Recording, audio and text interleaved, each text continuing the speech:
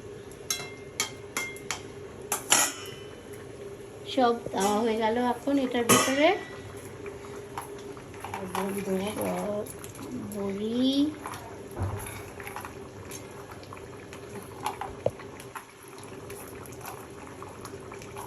পরোটা একটু পরে দেবো, কেননা তিতো হয়ে যাবে, হ্যাঁ একটু পরে দেবো। করলাটা পরে দেবে।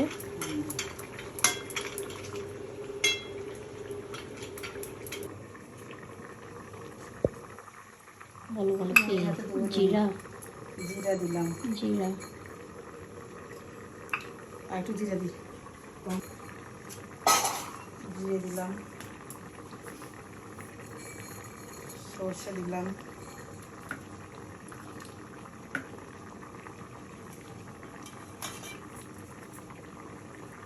পাঁচফোড়ন দিলাম,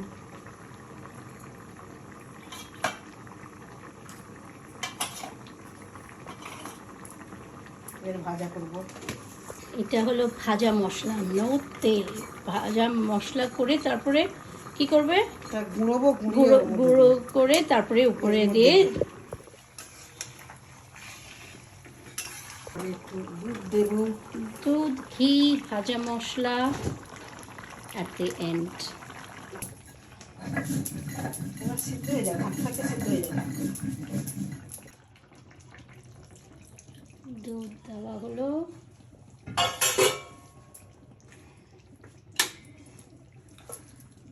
পোস্ত বাটা দেওয়া হলো, করলা,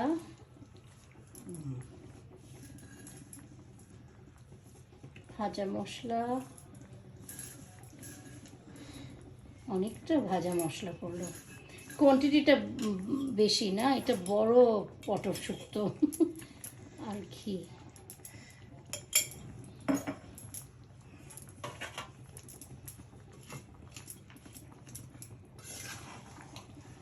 দেখাটা কালারটা দেখেছো? কালারটা,